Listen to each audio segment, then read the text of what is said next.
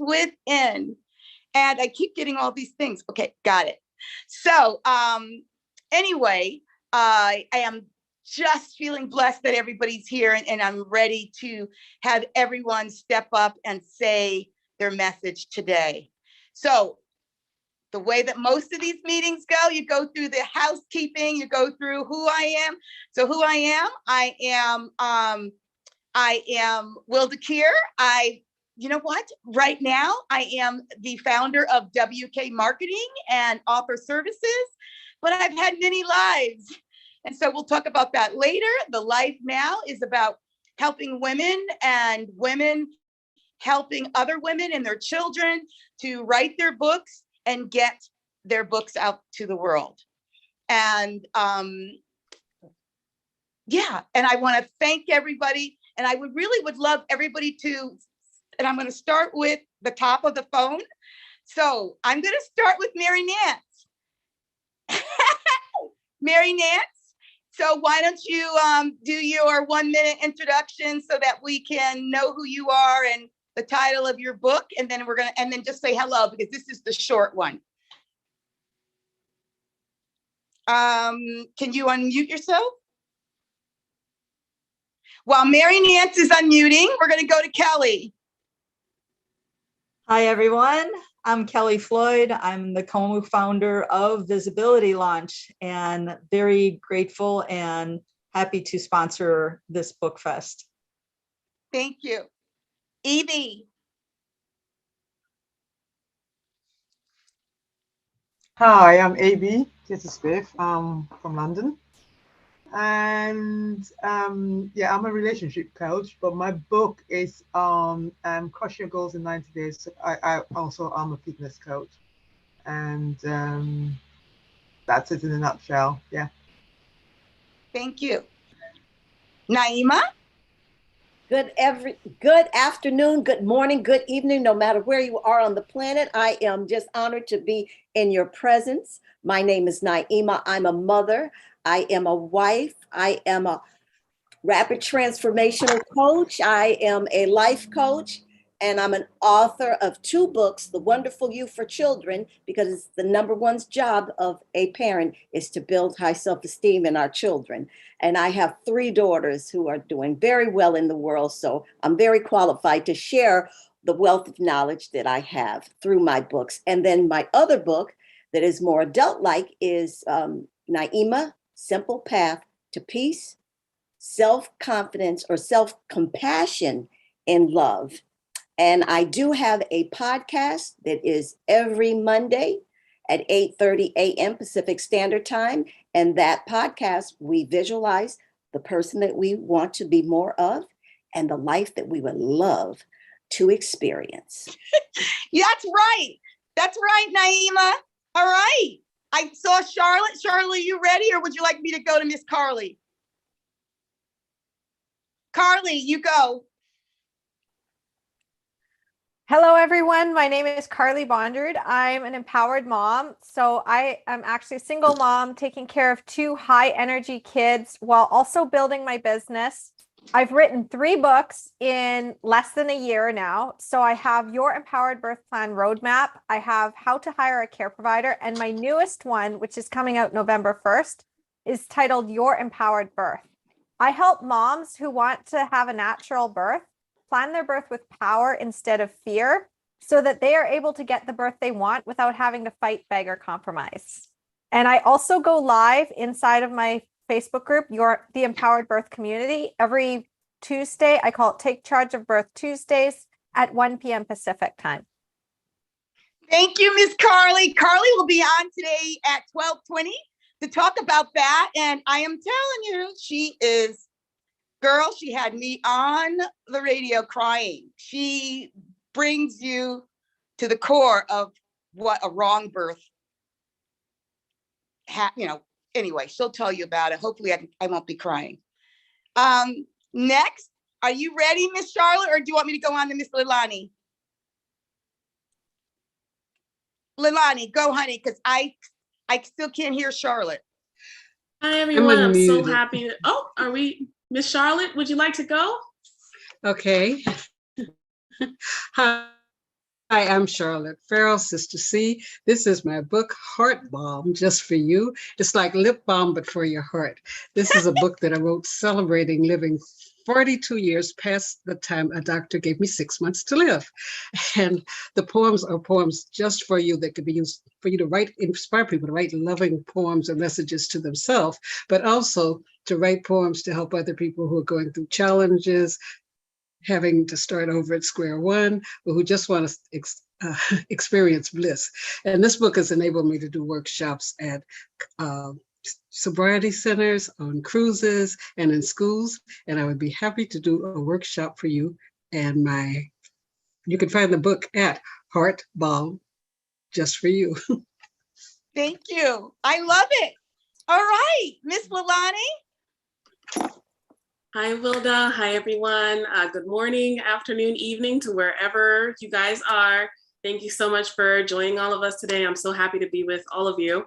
I'm here I'm proud to present my latest or my first release, Yachty Food, My Secret Jamaican Recipes.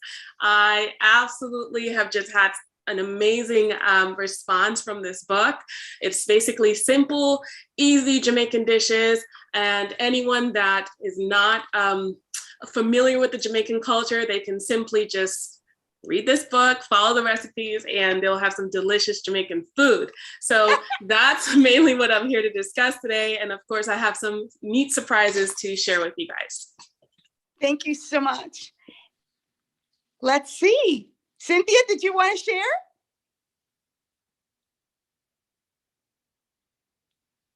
She's laughing. All right, we're going to go down. Stephen, would you like to share? Sure. I'm Stephen Schomburg. I do life coaching and sexual healing. I work with women over 50 struggling with sexuality and menopause. And my message pretty much for today on this day of peace, with a little bit of war happening, a little more than it was, is just love. Just put a period after the word love. 2 words. Thank you all so much. And I'm going to run right back. Cynthia, would you like to say something? Sure. Thanks for doing this, putting it together, and all of your hard work. Watching you come to this space has been beautiful and an honored place as a friend. I'm just here to learn and receive and hear about the amazing people, and perhaps cross the bridge to putting my book to writing. My dad is going to be 92 and is out watering the garden and not sitting in with us. We will see if he attends. If he does not, that is his choice. But he has always wanted to write a cookbook. So I really wish he was looking at this beautiful book the previous woman was holding. Sorry, I don't know your name. But we will see how it goes. It's an honor to be here, and it's a great space. So thank you. Thank you so much. Thank you so much. And oh my God, we have the dynamic duo here, Mama Tech and Baby Writer. So why don't you, Chelsea, you want to introduce your mama, or do you want your mama to go first?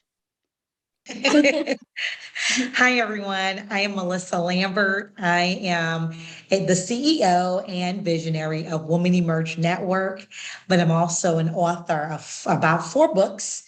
I've written, the latest book I had was I Understand. I lost a son and a sibling too, but the book that I'm featuring today is called Open Your Mouth and Speak. That is 365 affirmations to affirm yourself daily. I truly believe that words bring forth life and death. You know, the Bible tells us in a great book that it's in the power of your tongue, right? And we need to, each and every day, no matter what is coming our way, we need to choose life.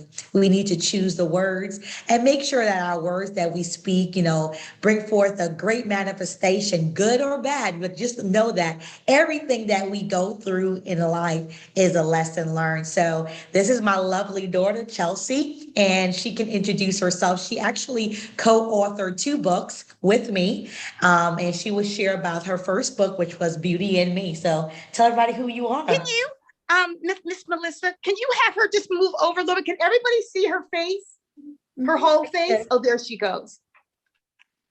Hi, my name is Chelsea Hanayoka. I wrote a book called Beauty and Me to empower little girls and little boys to love themselves, that they're important and loved.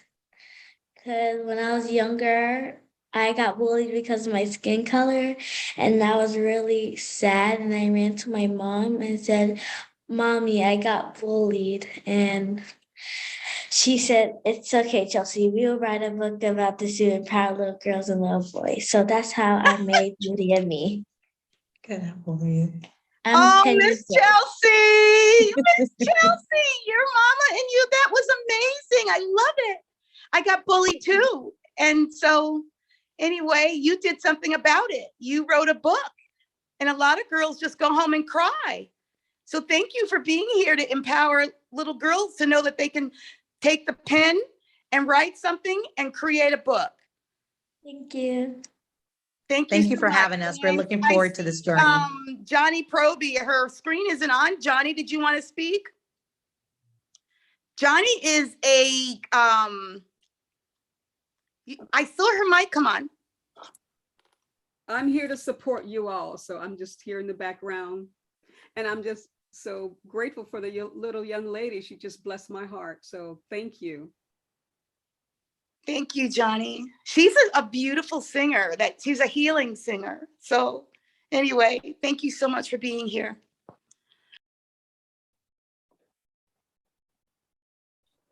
Thank you, Wilda. We can't hear you. We're 14 minutes Okay, in. here we are. Okay, here we are. I haven't started crying yet, but I can feel it coming because it's such a powerful group of people. So without further ado, I know I Mary need to take Nance? a breath, and I know we need some water. Wilda, Mary Nance didn't get a chance to speak. Oh, am I unmuted now? I finally found the button. Can you hear me? Oh, Mary Nance, Yes. yes, Okay. lovely. And we are so glad you just found the button, because the last time we had Mary Nance on, we could only hear her and we couldn't see her. And I must have had 20 emails saying we wanted to see her face. So here you are. Speak your word. There's my face.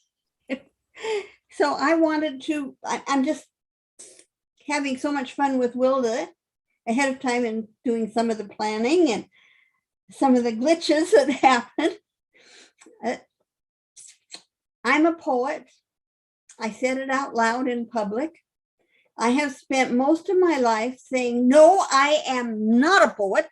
I hate poetry. I don't read poetry. I just write it. And I finally, in the last couple of years, have been able to say, yeah, I'm a poet. And I have a book to prove it, which was published just before Christmas.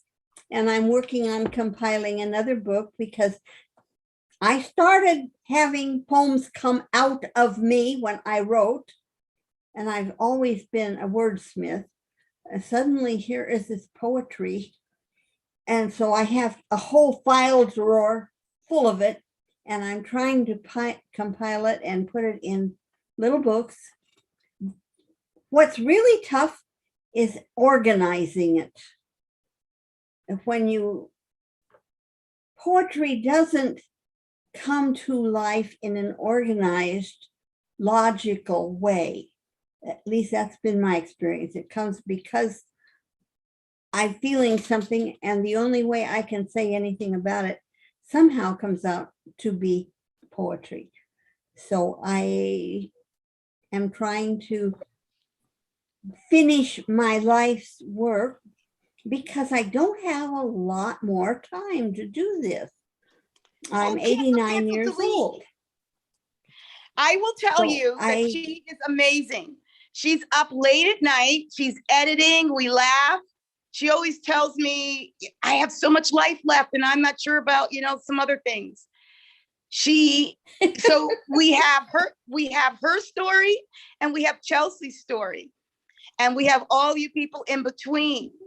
So this is why we're all here, because we need to reach people at different age groups, different colors, different genres, different countries, different cities, to let people know it's okay to write, and anyone can become an author today. The services, and it's never too late. Available. Yes. It's never too late. Right. So anyway, I just want to, we have 3 minutes before we actually start the round, and we haven't even gone through the housekeeping. So I'm going to go really, really quick. Everyone, please try to keep your mics off unless you're speaking. If you are visiting or a visitor, please put your screen, your cameras on, because it's really nice to see everyone. I mean, I understand if you're, doing something, or you're driving and all of that, and you wanted to be a part of this. But if you're visible and you're home and you're safe, we would love to see your face. Second of all of these women and men and everybody who's here, children, there's going to be some great notes. Write bullets, write keywords, write sentences, so that because we are here to inspire others, and we're also here to inspire ourselves to be our best selves. If you have a question, like a Q&A, we're going to be doing it at the end. And if the author cuts their spot short and they leave 2 or 3 minutes, then it's up to them. That means they might be able to take one question. Otherwise, our techie, Miss Melissa, said that she would open up, if you stayed all the way to the end, you would be blessed with a private room with an author or two. So at least you would get 5 or 10 minutes to actually talk to someone. If you had people who registered and they're not here, they will still get the agenda. They will still get the guide. Their names will still go into the winnings. But at the end of the day, I will be spinning the cart or spinning the wheels, so that the people who registered between 2 weeks ago and this morning at 10, their names will go in for the drawings. Are there any questions at this point? Because we have 1 minute to start, Carly, so that we're on time. Oh my God. Did we drink our water and did we breathe? I see Naima. So I would love us all to just, if you can, stand up safely, but maybe if you can stand up, just sort of shake the energy out. If you were on early, like at 11:30, you probably felt all the beautiful energy that was happening. And we had the tech wizard making things happen, and just everything was just happening. And I learned that you just go with it. So if we just take a breath in and breathe out.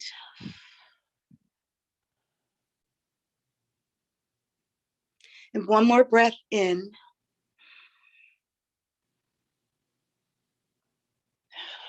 And a breath out.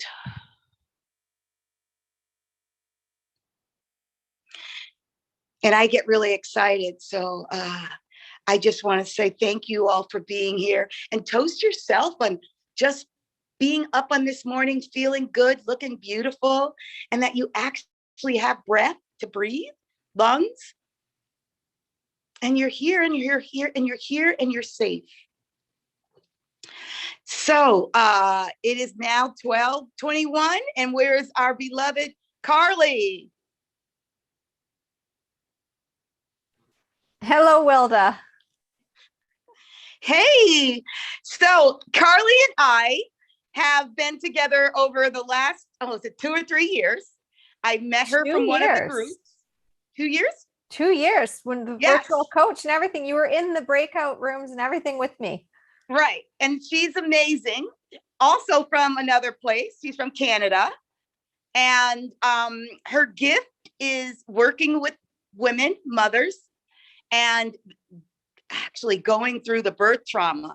I'm not sure what you're going to speak on today, and I'm going to give you your whole 12 minutes since we're already 1 minute in, but I will tell you what she does. And I'm not going to say exactly how old I am, but I didn't realize how much trauma I had until she had me go through some things. And I remembered something about each child, and I have 4. And so we always, as moms, always remember all the beautiful things that give us a beautiful, healthy baby that has everything and who's just gorgeous or she's just gorgeous. But there's things that they do that they shouldn't have. So without further ado, Miss Carly, take it away. Hello, everyone. So I am a birth doula, a birth advocate, and an empowerment coach. And I came to this because of what Wilda just talked about, birth trauma. So when I was planning my first baby, I didn't know where to go for information. And I was just, I thought that just going out and getting as much information as I could was going to help me. I was doing all the things I thought I was supposed to do. I hired a midwife. I planned a home birth. But I didn't know this one part, and it's that our system and our birth culture is set up with fear as the pathology that your body doesn't work. So at 35 weeks, what happened is I was told that my baby wasn't growing properly, and suddenly all my confidence was shot, and I no longer believed in myself. So then for weeks and weeks, they were like, well, you have to have a hospital birth now, which I didn't want. And I'd keep saying, well, this doesn't feel right to me. But I don't know anything. I don't know any better. I'm a first-time mom. So what do I know? And everybody around me was telling me the same thing. A healthy baby is all that matters. Your plan doesn't matter anymore. It's just about the baby. And then at the point when I was going into the hospital for this birth, I kept feeling like people around me didn't believe that I could do it. And I was pushing for 3 hours. And I just remember that I was just not giving up. But I could feel that energy that somebody was like basically going to call a C-section and say, she can't do it. She's too small, because I do have narrow hips. And when I got him out after that, I'm like, I did it. I had that feeling of triumph. But underneath that was when I'm like, but it didn't have to happen this way. My baby wasn't too small. Actually, he was almost 8 pounds. There was nothing wrong with him. I could have had that beautiful home birth. And I gave up my power somewhere along the way. So that's a lot of what my book is about. I have that story inside of, I think it's chapter 3. I go into that. And in Your Empowered Birth, which you can get the first few chapters at my website, www.empoweringmomsbirth.com/chapters. And that will get you started. But the idea is that we're basically going through a McDonald's drive-through when we're looking for a 5-star steak at a 5-star restaurant. And I actually am teaching on this right now in my Empowered Birth workshop. And if you go and get the first few chapters, you'll also get an invite to the workshop. And I'll be teaching, like Wilda basically said, hey, I want you to speak. And I'm like, I've got my workshop, so I will have to hop off. I won't be able to stay for the whole time, but I will be here for the whole 3 days. I'll keep coming back in. So I have a question for you. When should they be reading your book? Ideally, before you even get pregnant. Like if you are planning to get pregnant at all, you should read my book, because I actually have 2 chapters that are helpful for working through things based on my 5 pillars of empowerment. I might talk a little bit about that tomorrow, but the idea is that the sooner you start to unlearn what our culture has taught you, the better off you're going to be. So I actually have this whole system. I'll talk about it tomorrow, about the 5 pillars of empowerment. And then it goes into granular birth planning so that you can get the birth that you want the first time. And then there's the second chapter after that, which is get the birth you want the next time after trauma. So I go deeper and help you heal your trauma while also planning an empowered birth, because that's where I coach, is I help moms who have previously had traumatic or disappointing birth experiences that they're like, I can't believe that this happened to me. How do I get better? How do I take my power back? And I show them how to do that. And I'll share more about that later as we keep going on. Wilda, is there any more questions? And why do you think that this book is for right now? Like, tell us why it's for right now. Right now, because our birth culture and community and the way that maternity care is, it's very much, we are the experts and you can't worry your pretty little head over anything. And the sooner you unlearn that, the sooner you shift your mindsets, the sooner you can plan your birth with power. Because the second you get pregnant, you get indoctrinated into the system. It's like that. You go to your first care provider appointment and you hear words like allowed, You hear words like, we'll let you. You hear words like, oh, we'll see. If nothing goes wrong, then you can have what you want. But then they keep doing that to you your whole pregnancy until suddenly you wake up one day and you realize that somebody else has been in the driver's seat. And that's why I say the sooner you get that book, the sooner you understand, the better off you're going to be, because that's how you come to your power. All right. Second question. I know that during the pandemic, I have a grandson now, 2 years, and everything changed. I mean, like, even when they thought they planned, they didn't plan because everything was different. So when do you think they should be creating the birth plan, like the one that you do? Okay, this is my ninja master move that no other childbirth educator seems to have figured out. But you create your birth plan first before you even hire your care provider, before you choose your birth location, before you go out and get birth information, before you go and get a doula. You need to have your birth plan figured out. You need to know what you want so that you can go out and get it. That way, when you go to a care provider, you're not asking them what they give you, and you're not going by their menu options. So your birth plan is the counterbalance, like it's counterintuitive to do that, because oftentimes you're told, oh, create the birth plan at the end and then have your care provider approve it. No, you come in with this list and then you're like, this is what I'm looking for. Almost like if you were hiring a wedding planner and you're like, this is what I'm looking for. Do you offer that? No, you don't offer that. Okay, next. I love it. And I just want to say, 2 years ago, I was reading that African Americans and people of color have more traumatic births. They have a lot of situations. And I thought, how can this be? This is 2021. And my grandson was born into the mess of all of that, what you're talking about. And then I was like, oh, and then I go, well, but that didn't happen to me. And then lo and behold, you and I talked about it. And I saw all the instances, everything that happened. And thank God I'm alive and here today. So I know you have your event that's starting in like half an hour. In a half an hour. So I just want to thank you. You can, we will see you tomorrow, and I appreciate you. And thank you so much, sweetie. You are welcome, Wilda. Say the title of your book again one more time, Your Empowered Birth. That's the one, Your Empowered Birth. And you can get it, the first few chapters at www.empoweringmomsbirth.com/chapters. All right. And we'll have all that information up so that people can get it later. Bye-bye, Miss Carly. Bye, Wilda. Thank you. All right. Who's next? I think it's Miss Charlotte. Is it you or is it the young ladies and their mama?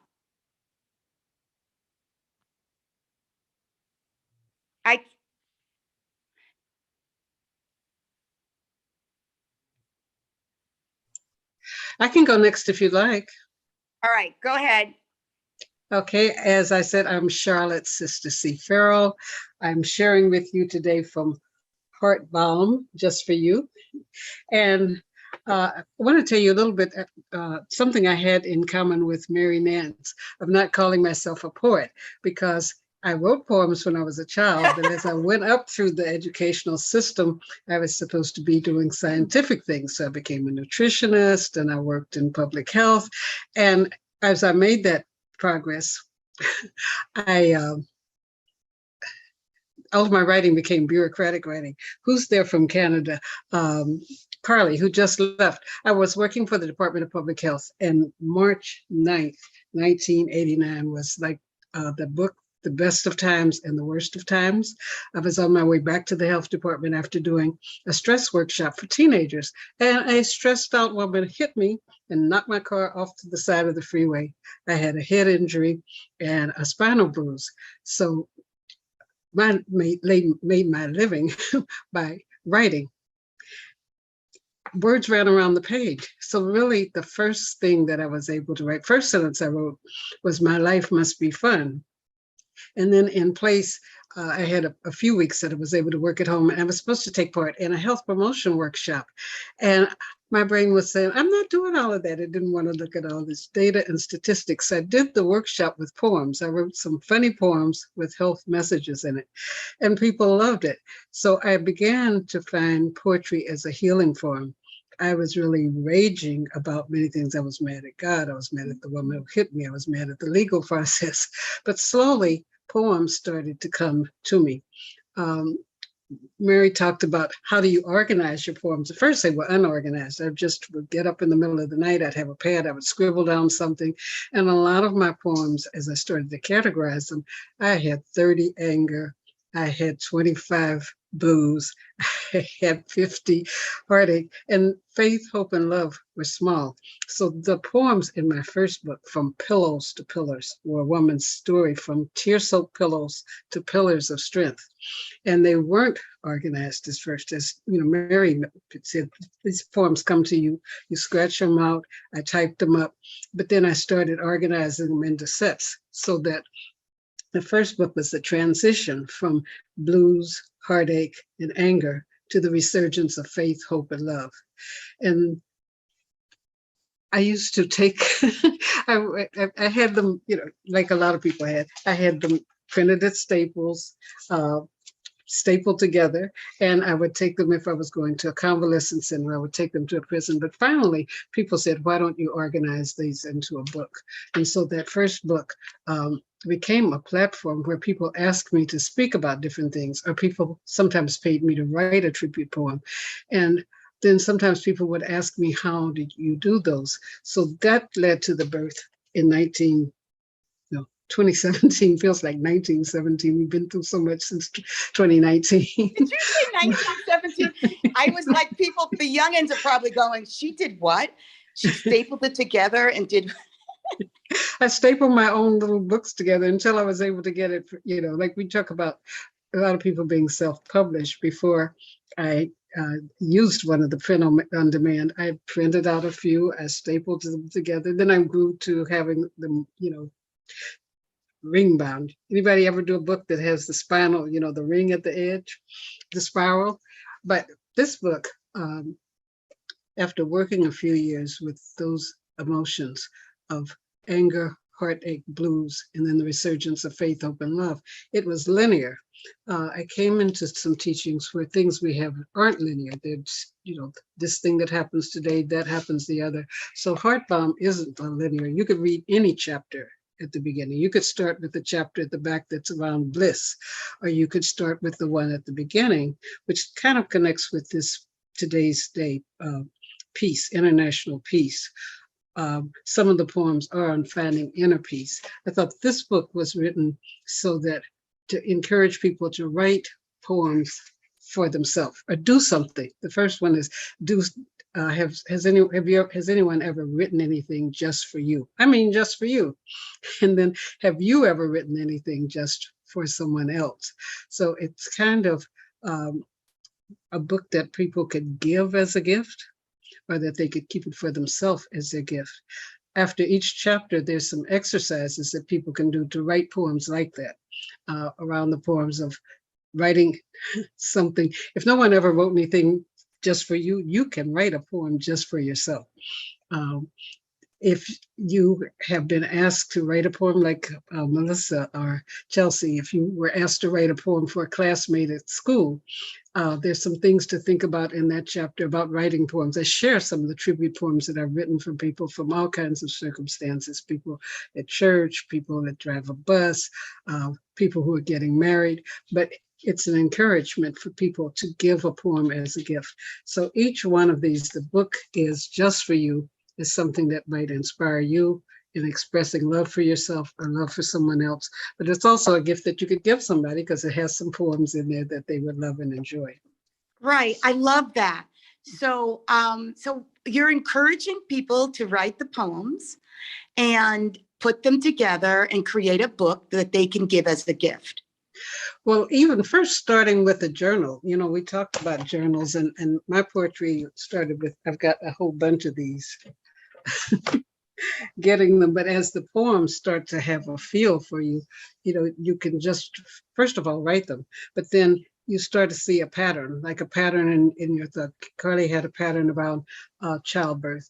I see Leslie Hebert there. I don't know whether it's just her picture or whether she's actually there, but Leslie belongs to a poetry group. Hi. And Leslie has been a part of a podcast I have called Powered by Age, where people some are just beginning to write a poem. They're inspired by poems that poets like Leslie write, poems that I've done. We have a person, 82, in the group who rewrote and launched a book last year. So this is something that you can just have like as a nice book of poems somebody might like, but it also is it's a self-help book, or it's a personal development Great. book, because after each one, there are some samples, there's some exercises to do to get you started writing poems of that type. Excellent. So start now. Keep your poems together in a book or a journal. And then what would be the last thing that you would tell people if they're really trying to get something out before the holidays, since you're talking about writing something to give as a gift? It's good to picture a person, because when you picture, well, it's just starting with the one person. If you were going to give someone a poem as a gift, you think about the person, what are characteristics? It's good to have some pictures. If you have pictures of the person, or if you are thinking and you know the person's colors that they like, it's really picturing a person. So it's either a specific person or it's something within yourself that you are expressing. And so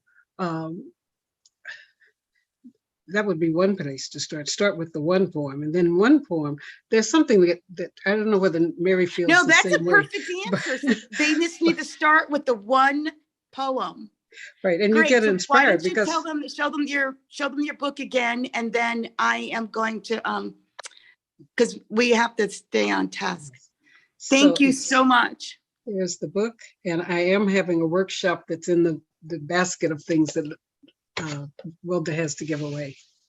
All right. Thank you so much, Sister C. And Sister C is, oh my God, she's another one. She's podcasting. She's been a film director. She's got a film degree. She's writing, you're always writing and creating, and you're involved in so many things. So when she says powered by age, she's powered by age. So thank you so much. 76 turns around the sun. What did you say? I said 76 turns around the sun. Oh my God. Wow. Thank you so much. All right. Thank you so much, Charlotte, Sister C. Thank you. Thank you for having this beautiful event. Great. So now we're going to have the mama and the daughter duo. She's been sitting here so patient. She is being homeschooled by her lovely mother. And I know her mom's going to do an excellent job. So without further ado, are you going to go first, Miss Chelsea, or are you going to let your mama go? I'll go. All right. Woo-hoo. Thank you. So, would you like to tell us the name of your book again and tell us why you named it that book? Why you titled it? My book name is Charles Beauty and Me. Why I wrote my book is because I want to empower little girls and little boys that they're loved, they're important, and they're beautiful. Because when I was little, I got bullied and I really didn't like it. And then she got me really sad. And I was like, then she got me saying some bad stuff about me. And then I told my mom. And she said, Wow. Okay, Chelsea, let's write a book about this. Yes. And so how did you choose the characters? Like, my characters, they was like different. Like one had like straight hair and I had my frizzy hair. And I was like sad, like my head was down, and the other girls was like pointing at me and laughing at me. Oh, I know, I saw it. It brought back And- memories. I mean, people think that those little, like, you know, doesn't matter how old you are, you remember those times when people didn't treat you nicely. So tell me, I was reading that, well, you know what? How many pages is your book? Because I thought it was like 20 something. Do you remember? 21 pages. And how long did it take you to write it? Do you remember? Maybe about a whole month. A whole month. A whole month? Excellent. And was there any special part that when you were writing, that made you feel empowered? Like, is there a sentence or is there a line that when you were writing it, it made you feel like, wow, I'm getting my point across? Well, my mom said God made us differently and unique. Oh, beautiful. Beautiful. And what is the name? You know what? I don't have your book. So what is the name of your character? Is it your name? Yes. Oh, it is. Okay. And you can Excellent. get my book from authorchelsea.com. Yes, you do. You have your book in several places. I saw that. Now tell me this. What did your friends think when they saw that you have a book? They was like, Chelsea, you're famous. OMG. I love it. So they thought you were famous. And how did your school feel about having a young lady author in it? So we was doing chapel, and the head school leader told everybody about my book. And everybody was like, oh, wow, like that's so cool. And then now a little girl wrote her book too. Excellent. See, you were a leader. So it usually takes one, and then people say, oh, she can do it, I can do it. Yes. So you are a leader, young lady. Are you hosting workshops now and helping little girls write books? Yes. You are. So can you tell us a little bit about that? So I think I'm gonna do one soon. Yeah, through our Epicpreneur program, yes. Right, I'm gonna do one, and I can't wait to see little girls' faces, little boys' faces to be like smiling at stuff like that. Oh my God, I have this big smile too.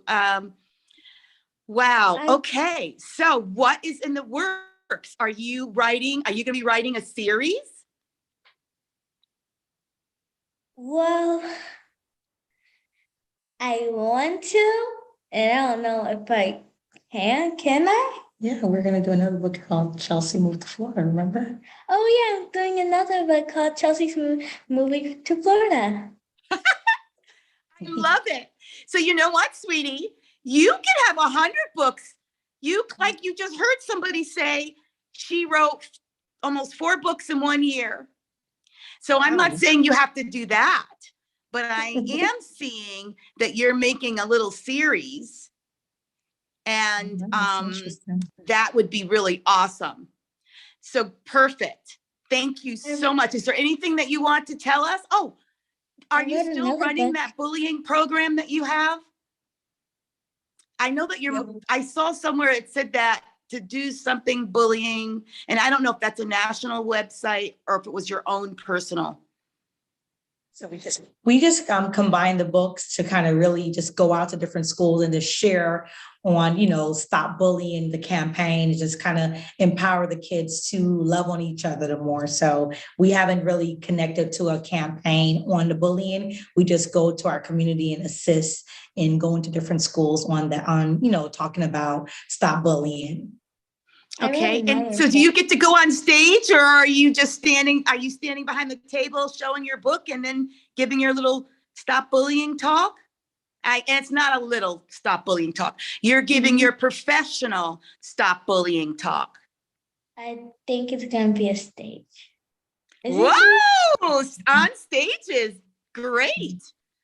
Well, thank you so much, Chelsea. I really appreciate you being here, and you are a wonderful speaker. Thank you. And I could see that you are on the great path to being a young leader, really leading lots of girls. And I just Well, anyway, I just got a little spark on the side of your face. And that's the angels telling me she's a special one. And I'm going to cry. Aw, thank you. Thank you so much. All right, Mama, it's your turn. Well, thank you. Thank you for honoring my daughter, Chelsea. You know, as a mom, you always want to see your kids thrive and not just survive in this economy or in this place we call life. So thank you so much for allowing her to speak on today. So again, I'm Melissa Lambert. I am the author of couple of different books, but we're going to talk about Open Your Mouth and Speak, which is 365 affirmations to affirm yourself daily. I wrote that book because I believe words are that powerful, that we have to speak life in every situations. And that book, when I tell you in 2008, I wrote that book and published that book around that day.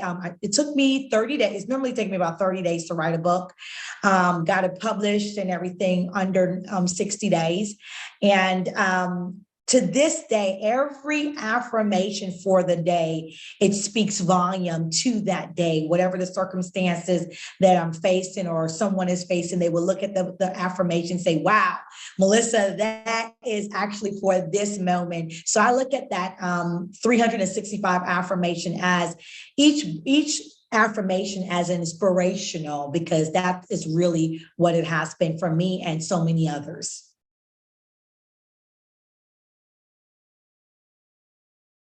We can't hear you, Walda. I'm sorry. I know that you're involved in so many things with women and health.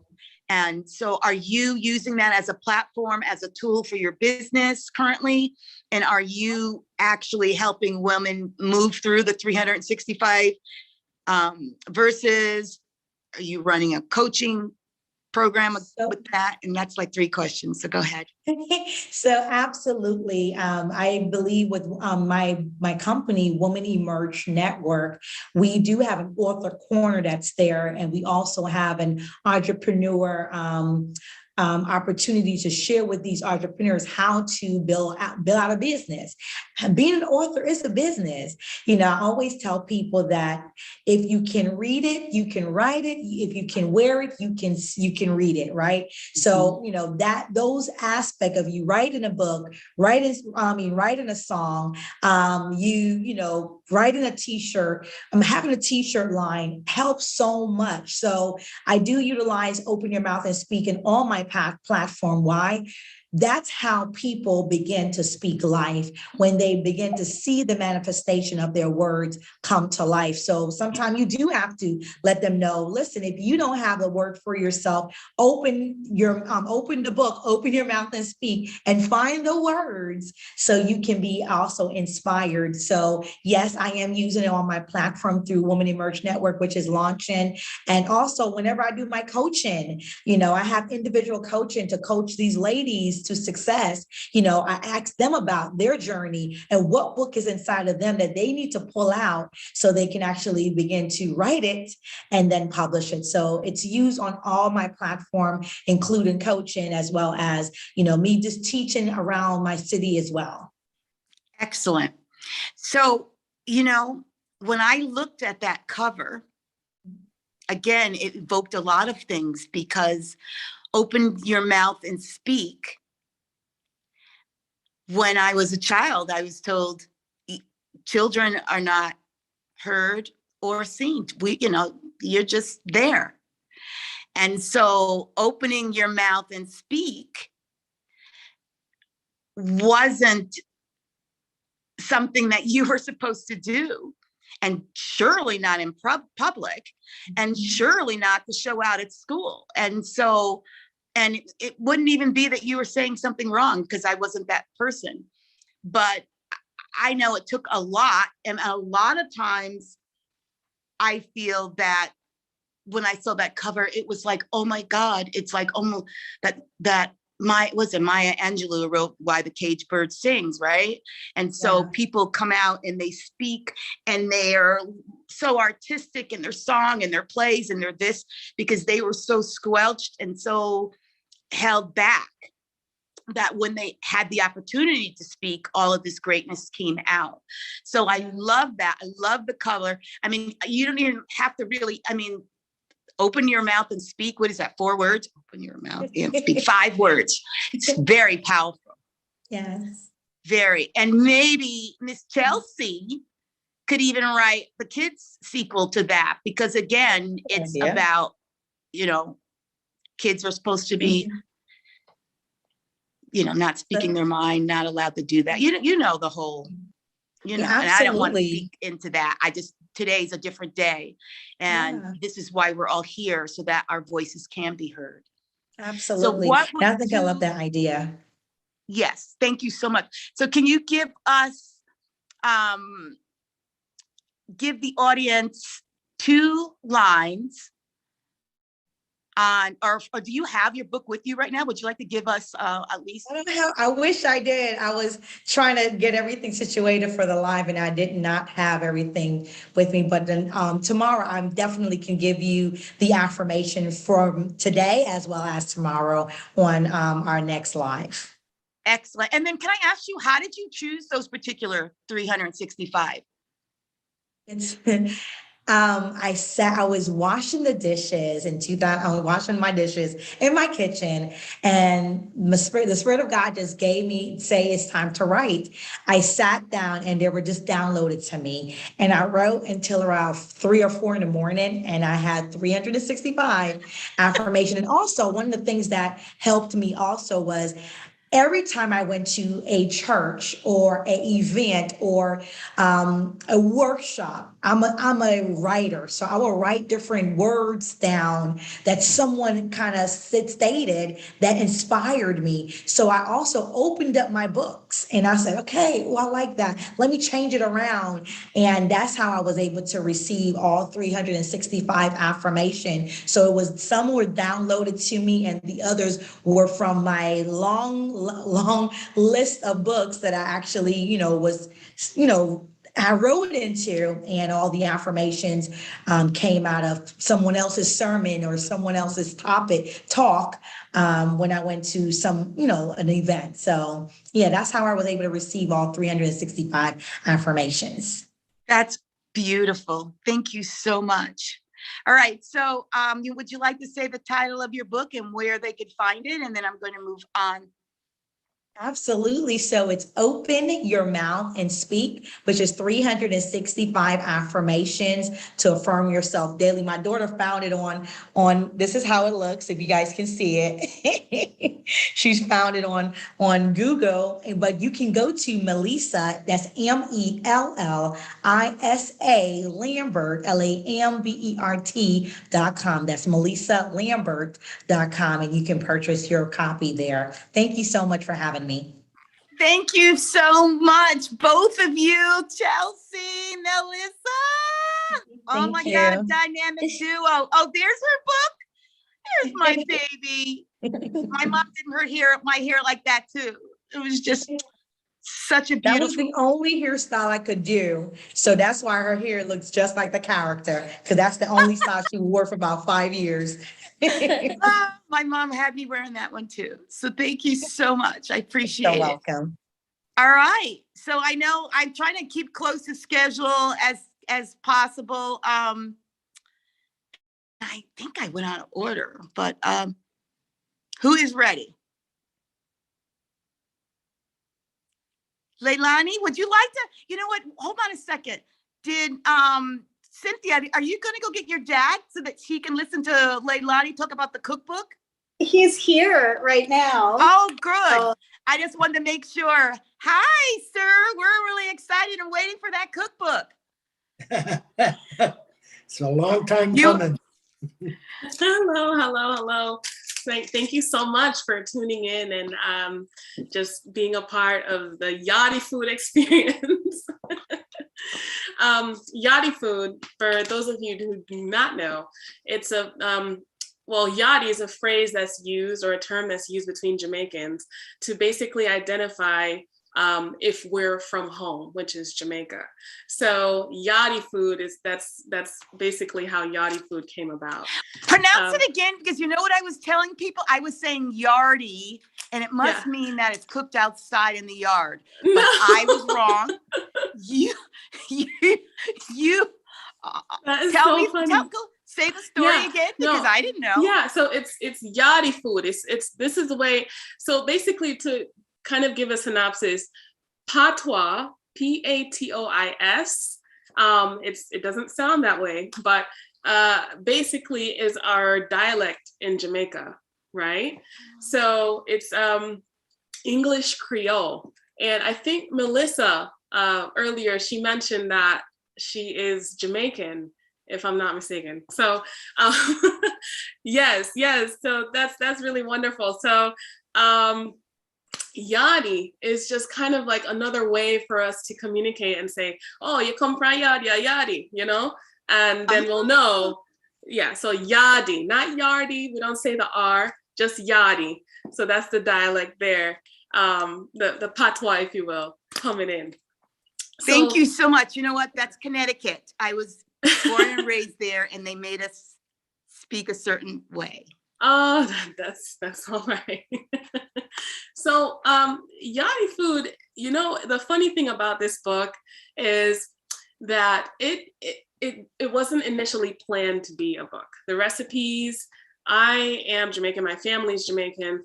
I'm Jamaican. I was born in America, raised in Jamaica. My entire family's Jamaican. So you can say I'm Jamaican if you will. And when I was pregnant with my daughter, Milan, a few years ago, I craved Jamaican food. I live in the United States, and I was living in Florida, in Orlando, Florida. And my mom and family, they were in South Florida. And so I basically only had my husband's side of the family who are Colombian. And so my mother-in-law, I would complain, you know, constantly. I'm like, oh my goodness, I just want Jamaican food. I need Jamaican food. And I want it a certain way. I'm picky. So essentially she was like, okay, if you want Jamaican food, you're going to have to type me up some recipes and I will do what I can. So this is how yachty food started out. I typed up some recipes for my mother-in-law, very simple recipes. It was, honestly, there's only 7 recipes in this book. It's very small, but this is what reflects exactly what I wanted at that time. These are the dishes that I wanted at that time. For those of you who don't know Jamaican food, the technique, the cook, it is complicated and it's specific. And to recreate those dishes in your kitchen, if you're not familiar with the culture, it can be a daunting task. So because of that, I was like, okay, I'm gonna make this really simple. And to be honest with you, a lot of these recipes derived from my family, and my great grandmother passed down her recipe of fried chicken, Jamaican fried chicken. To me, it tastes much different than American fried chicken. I'm biased, but my great grandmother passed this recipe down to my grandmother, who then, of course, my mother learned the recipe, but I for sure made sure to learn this recipe. And so there are dishes in here that, you know, definitely mimic how my great grandmother, my grandmother, my mother cooked in the kitchen and what their interpretation of Jamaican food is. I, of course, being the foodie that I am, interpreted the dishes a little bit different. They're like, wait a minute, Leilani, that's not how you cook Jamaican food. That's not the technique. The technique isn't right. You need the Dutch pot. You need this, you need that. And I'm like, no. We are not compromising flavor here. What we are doing is just simplifying the technique. So that is what yachty food is all about. And I honestly, when my mother-in-law created these dishes for me, recreated it so easily in the kitchen, I was just so satisfied that I was able to eat the Jamaican food. I was just so happy. So that's kind of, it's a short story. like I said, when I created these recipes, it was simply to satisfy, my basic needs of Jamaican food. And the food was not basic. The flavors were complicated and great, but to simplify the technique of the cook and provide those to my mother-in-law to easily recreate in the kitchen. And she did a fantastic job. And yeah, so that's how that was created. And then a few years later, here we are. And I'm like, you know what? My husband's been asking me for years, why aren't you putting Yachty food out? And it wasn't called Yachty food. It was my secret Jamaican family recipes. And I was like, you really think people would be interested? And just, like that. Just like, yes, you need to put it out. And that's kind of how I was like, you know what? I'm going to put out Yachty food because this is not typically my genre, but cooking, cookbooks and all of that. I love to cook. But I've been working on other things, but Yachty Food came about because of that. So it's my first book of many, and I'm just so excited to have it out. Great. So I love that. So I'm going to tie it all together. Again, Okay. You started with this passionate love for this food. Then you were craving it because you were pregnant. And then you had someone create the recipes. Yes. And then now your husband's saying, hey, you need to make a book. So we had someone ask a question about what are those 7 recipes? Oh, well, that's the secret. But I can tell you what. I can tell you that I actually did a live last week, and one of the recipes I revealed in detail, and that's my grandma's Jamaican fried chicken. Her technique is unique and it works and is absolutely delicious. So I can admit that Jamaican fried chicken is a recipe in this book. And it's generations old, the recipe. So it is fantastic. So during your live, did you cook? I haven't cooked yet in my life. Can you believe that? Oh my gosh. I definitely. Oh my God, you've got to do it. It's so much fun. I used to do that with the kids. Yeah, I will definitely commit to that. I have a YouTube channel. It's called Lay's Corner. I have done a recipe on there already, but not for the Jamaican Yachty food book. So I will make sure to commit now here live that I will definitely cook a recipe from this book on my channel, Lay's Corner. That's LEI''SCORNER. And all of this information will be put so that you guys can get it later in an email. Yes. And it's your YouTube or whatever, wherever you tape that live. Where is that? Yeah, so that's on YouTube. The channel name is Lay's Corner, LEI''S CORNER. It is a foodie and travel channel, but I haven't actually cooked live on there or cooked anything yet specifically for this book. So I'll make sure to do that. I'm a little bit behind on that part. Nobody's behind. We are where we are for whatever reason. Yeah. We're just okay. Yeah. So I'm going to ask you one last question. Sure. So how long did it take you to put that together after, not talking about you, like, I know you said it was like a period of a few years, but actually once you got all the recipes thought out, how long did it take? Yeah.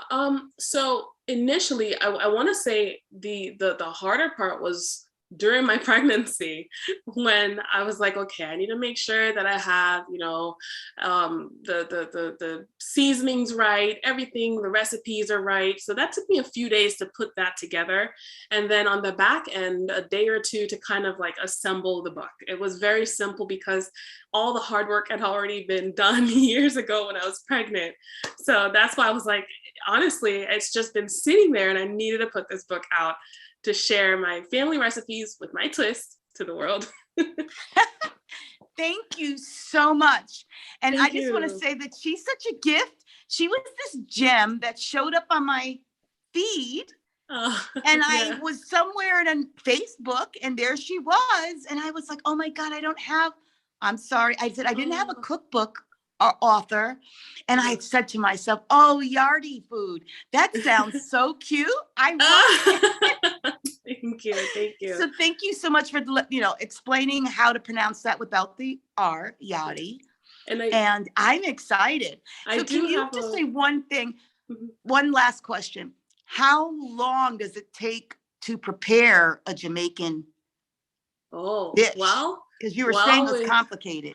Yeah, so if you're cooking from Yachty food, and I do have exceptions in there where you can skip kind of like putting the seasoned meats in the fridge or freezer overnight and all of that. If you skip that process, because I have it in there because any self-respecting Jamaican will, because that is just part of our culture, to make sure that the meat sits in the seasoning. You can actually prepare it within an hour, but hour or two at most. And that's me just kind of like putting it at the most. But the recipes are very simple, and I've basically provided options as to whether or not you want to go with the longer process and, you know, ensure to follow through, or do you want to kind of skip ahead, but you're still not going to compromise the flavor, but, you know, kind of do that too. So, and I just wanted to like insert that I do have a giveaway as well. I'm not sure if you want to wait until the end, or we can talk about Well, that you could now. tell them, and then we're gonna talk about it at the end. Okay, yeah. So for Yachty food, starting tonight for 48 hours. So tonight at midnight Pacific Standard Time, I'm doing a free promo for the Kindle edition. So basically, you can simply go on there and read the book for free for the next 48 hours. You can have that book in digital form. Oh, yes. Thank you. Thank you so much. Yeah, thank you guys for having me. I'm so excited. Oh I hope you my guys God, enjoy thank it. you. Oh, you have been a pleasure. Thank you. All right. Thank you so much. All right. So Thank you for I having me. believe, Naima, are you next? Is it Mary Nance? You've skipped Mary Nance, yeah. Mary Nance. Well, you know why? Because Mary Nance went the end when I was trying to have her go first so that she could go when she was supposed to, but it's all good. So Miss Mary Nance. This is my time slot. This is your time slot. Whether She it's in believes order everything anymore, I don't know. You go, girl. You go tell them exactly what's happening with your book. Okay. Well, this is the reluctant poet speaking. And what's happening with my book is nothing, and it needs to have something happen. So Wilda twisted my arm, and then she twisted the other arm, and got me to come on the program, and I'm very happy I did. But thank you so much, Mary Nance. I just see so much love and so much energy that you spend helping others. So go ahead, sweetie. But this is Lightly Stirs the Moon Wind, an Odyssey of Love. And so this was the first group of poems that sort of seemed to jump out at me from the 255,000 that I've got in the drawer. She's not lying, people. She's been sending poems out for probably 30 years, or am I wrong? I started writing poetry in about 1968 or 69. So I have quite a few of them by now. And it came out because I had gotten into my time of metanoia, which is a very religious way of saying midlife crisis. And of course, it was not a midlife crisis, it was a metanoia. And so I began writing this poetry as I am examining my own life and saying, okay, well, I need to change that. Well, or now I understand what was going on with this. And what I understand now, 50 years, some odd years later, is that you keep redoing this over and over again until you finally clean it out. And it has taken quite a while. But some of the poems are brand new that are in this book. And what I found, well, I wrote this Lightly Stirs the Moon Wind. It's a little poem. And I just always liked the title. So I said, okay, well, I got to do something. I've said moon in the title. Now I got to put some moons in the book. And so I had 2 or 3 poems I'd written about a moon. And okay. And so I ended up using moons as the chapter break as I went from different aspects of love to another aspect. and would write a poem about the moon that would lead into it. So it's in order, so that we begin with, oh, isn't love wonderful? And all these wonderful dreams you have as a kid, and as you get older, yeah. And then you have the honeymoon and everything is so wonderful. And then pretty soon reality starts and you've got to put this stuff to work. And some of the things that you do that are not very loving, and how do you bring it back together? So I did kind of a build-up to, it's just about to all crash and burn. Okay, how do we put this back together? And so the step is what we do to put it together. And it ended up with a poem I wrote when my husband died. And then going, quite a few grief poems in there. I think that somebody who does grief work might find this helpful to use with people. And then, oh, I'm still alive and I can still love. And there's still so much to do. And so it opens out again into a new phase of loving. One of the things I did, and it was really interesting when Sister C mentioned what she did with her book, is that at the end of every chapter, I put, if I can find it in here, I started each chapter with a little picture. I picked up, because of copyright and I didn't want to deal with all that stuff. I just, at the top of my screen, I said, you insert figures. And so I found a moon and I found a crescent moon and I found some stars. And I just sort of, I don't know if this is light enough, dark enough that you can even see it. But at the beginning of each chapter, I would put some kind of a picture of the moon. And then at the end of the preceding chapter, right here, and my hand is covering it, good. I have, in my own words, your journaling page. So that at the end, because I know what I do to books. I frequently want to make little notations and write, oh, that really struck a chord. I want to write it down. Okay, I'm going to give them a page to do it on. And then another thing I did, I had my youngest grandchild was getting married, was getting ready to get married. And in a way, in the back of my mind, I was thinking about them the whole time. What would I say to them as a wedding gift, as wisdom? And I wrote a little section in here. It's called Love Me. And I just was thinking about, how do I want to be loved? Well, then I'm going to ask, love me this way, love me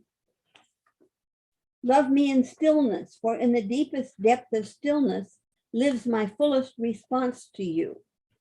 So there were just lots of, it actually took about 4 pages or 5 pages to do that. And there was room for them then to write, love me. So they've got their own. So those were a couple of the things that I did. I was also I like Comic Sans MSS font. I do not like normal fonts. I think this one is easier to read visually. So I said, okay, can I do this? And the person who was taking care of me at that point said, yeah. And I said, okay, can I put anything I want to on a page? Well, not quite, but within reason. So this is what I did occasionally. That's right. You love to make poems with the way that you line them up. And if you notice, I'm also an artist. So these had to reflect that. So anyhow, these are, and then it's on Amazon. You can get it on Amazon.com by title. So tell us, once that happened, I that is forgot it. amazing. So tell us, how long did it take you to compile it? Or to, I mean, some of those poems go back to 1970. And some of them were written on the spot for the book. So, okay, so you know what that tells me? That tells me that you shouldn't throw away your work because you never know when you're going to use it. And then it also tells me that you could also write work on the spot. And so what was your feeling when you had your manuscript completely done?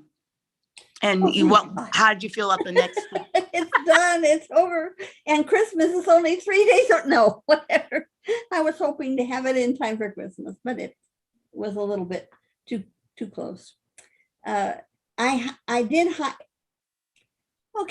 I got an email from somebody asking about something I had asked about, thrown it out there 5 years before. Does anybody, and I got this email asking me a totally different question. By the way, every day I send out 3 thoughts for the day. They're quotations. And this goes out to my mailing list. And so as I was looking for something and I put it out on that, and then 5 years later, this guy, oh, by the way, and one of the things that my wife and I do is that we midwife new books, or for authors, where the author's midwife. And he does all of the techie stuff, puts it into the program and all that. And she's sort of the guide and the author. So sure, hey, thank you for showing up right when I needed you, because I don't know how to put a book together. So I used their services, and I was very, very happy that I had done so. And we're getting ready to start the process again for the next book, which is going to be about the community I lived in for 63 years, and all the poems that I wrote about where I was living is going on, because I would like to be able to give some of them to the Little Landers Historical Museum so that they can put it in their gift shop and have some income coming off that. So that's my next project. And that's tomorrow. That's leading into the segue of what Thursday's about, which is branding and building your business. And that's where you're at. And I don't like that part. Well, I like the writing. I like the art. I like but a lot of people like that. But then you just heard Melissa and her daughter, they got that business going. So it's a part that we all need if we are looking to not just gift a book, but to, like you said, earn some income from your particular writings. I didn't say So that. would you like to tell people how you said your book was on Amazon, and I did see it there, and I went. We're going to post your link. And would you like to tell them one more time about would you like to tell them that little story about this? Well, I don't know. I'll bring you back. We'll bring you back. You're going to be here many days, except Friday, correct? No, I won't get here until about 2:00 tomorrow, because I have my therapy session before that. Okay. And then you'll be here on Friday. Mm-hmm. All right. So thank you so much, Mary Nance. I appreciate you. And you know what? Mary Nance and I probably walked past each other a gazillion times back in our old life, because we're from the same neighborhood. And she even, when I was volunteering at a particular place called, oh my God, I can't think of the name right now. She actually was there too. So it's such a small world. It is such a small world. Mm-hmm. Thank you so much, Mary Nance. So let's get our next speaker.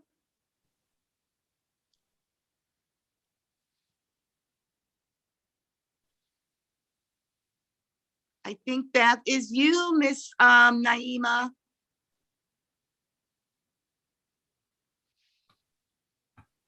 Well, let me unmute myself. Glad to be and honored to be with all of you. Thank you, Miss Wilda, for inviting me to be along with these amazing women and gentlemen.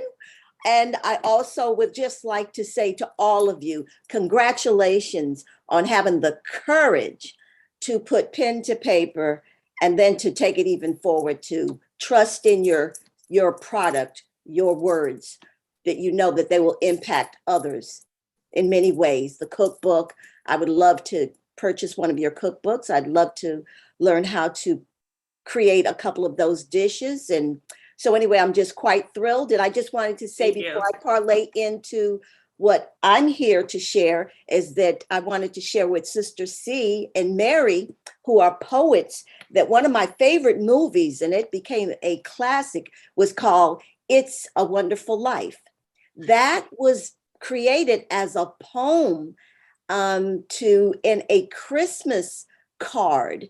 And it grew, it took years and many rewrites, but that message in that poem just transcend, and it's affecting people to this day. And that movie's called The Wonderful Life with Jimmy Stewart and Donna Reed, I think. And I watch it with my children every year, and we have our tissue to cry because of the meaning. So now, since I've said all of that, my name is Naima, and I'm here to share this book here. This is called Simple Path to Peace, Self-Compassion, and Love. I have also written a children's book because it is our job as parents and mentors and aunts and uncles is to pour into our children.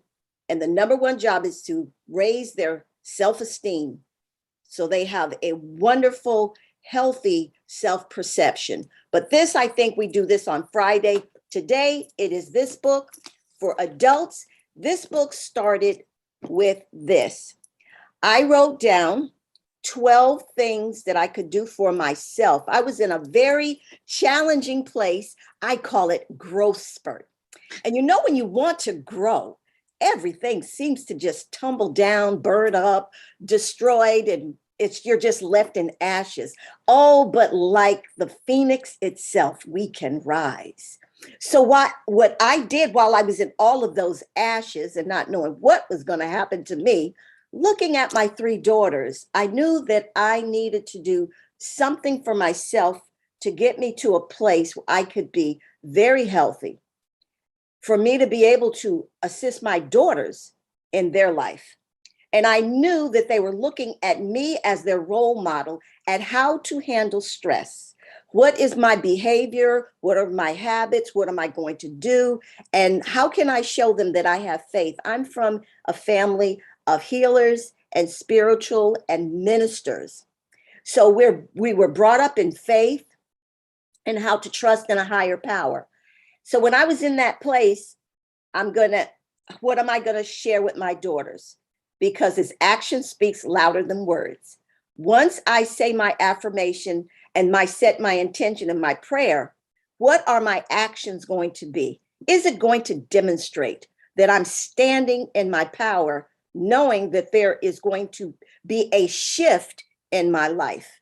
And I know that that worked, because not only did it work in my life, it impacted, influenced my husband, as well as my 3 dynamic daughters who are doing exceptionally well in this world, because I shared with them how to trust in their North Star. By the way, that is my podcast name. It is called Naima North Star, Plug into the Wonderful You. And because I was in that space, I looked at my mother's life, I was looking at my husband, and I was wondering, why weren't people's lives working? Some people have faith. Some people say their affirmations. Why isn't anything shifting? I know they believe in a God. I know that they believe in the Jesus, the Buddha, the Muhammad that they're praying to. Why isn't it working? So getting back to me in that space, I had read a lot of spiritual books, a lot of science books on quantum physics, the law of attraction, all of those books. And I was saying all my affirmations, and I didn't see too much moving, but had some small steps. But what I noticed is, what was I thinking throughout the day? How was I waking up in the morning, feeling about myself? Did I wake up in the morning hugging myself, being grateful for my day, appreciating the being that I am, and appreciating the journey that I've been on? Can I look back on my journey and be grateful for every tragedy, every misstep, everything that's happened that maybe other people may say was a bad thing? How can I look at that and say, oh, that might have been a teacher that may have been there to expand my own awareness of my own self and become and reinvent myself, re-envision this person that I am, knowing that all of those experience has given me the gift of wisdom and knowledge, if I choose to put that meaning on that. So from this 12 steps, there's 12 dynamic principles, and they were carrying me from the morning to in the night, what to do, what behaviors to create within myself, to demonstrate in my life. Be a cheerful giver. Do random acts of kindness. Assist other people in their lives. Doing things to love myself, taking time to meditate, walking. I was a career woman, account executive, and was always on the go. Okay, now it's time to learn to smell the flowers, to learn to appreciate the moment, the now, this minute, and not get too ahead of yourself. So I did those 12 steps, they were called. It was called at that time, Naima's Path to Create Beauty in Your Life. So I would go around to different groups and I would give this bookmarker away to other women because I knew that we were setting up the next generation. So not only did I create this book for myself, but my big why was, how can I influence not the generation that I might come in contact with, or I might go to a workshop or seminar with me, but how could I pour into them for them to then create a legacy of wellness, of self-love, of appreciating life? So people were asking me, I would see people in shopping areas, and they would say, "Not Miss Naima, I still have my bookmarker, but I put it on my refrigerator and I live by it." And this was years and years after. So then I said, well, let me put it in a book. Now, what was my big why? I'm very passionate about assisting people. So the church that I was going to at the time asked me, could I do a workshop and could I create a workbook? So I'm thinking, oh, I'm passionate about helping people. I'm talking to the universe. Use me. If I could be of service, help me to write this book. So what I did, I asked the minister, when would you like to give the workshop? They said 4 months, was 4 months in the future. So I had 4 months to write for 180 pages of heartfelt, wonderful, important, life-changing wisdom and knowledge based in science and spirituality and philosophy.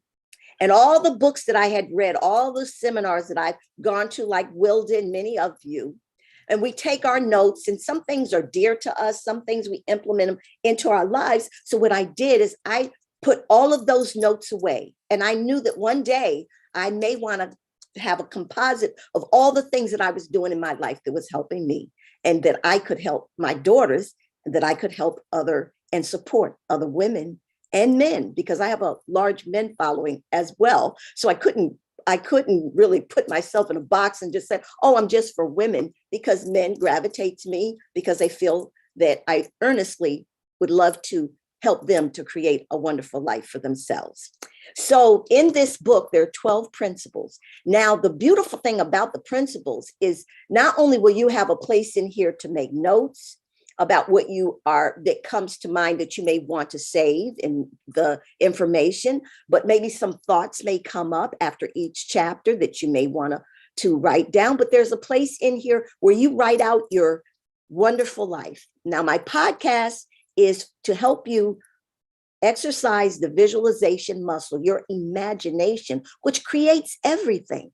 So we imagine, we see ourselves in the first person, seeing it through our eyes, accepting those things that you're desiring as if you have them, and learning to think from the dream, being in that space, not yearning, not wanting, not desiring and white knuckling it, but no, just learning to live in that place, knowing that whatever you've asked the universe, it has given it to you before you ask, because it's the language of the universe in desire.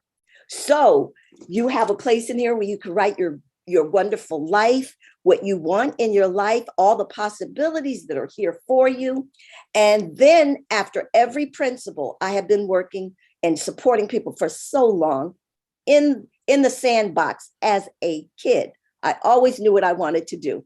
So what I did is those people that gave me a testimonial, I put their testimony in back of the principle to share with you how they utilize that principle and how it showed up in their life and how they got the value and the benefit by truly implementing it. So it's to help you, assist you, to empower you, to inspire you, to take on the principles and integrate them into your daily thinking, minute by minute, by creating a positive, loving, kind, patient inner dialogue with yourself, for you to envision the person that you know that you were created to be: dynamic, phenomenal, unstoppable, because that's who the creator is. And the creator lives within us, no matter what you call it or don't call it. We know when we look at ourselves in the mirror, there's more to us than what we see.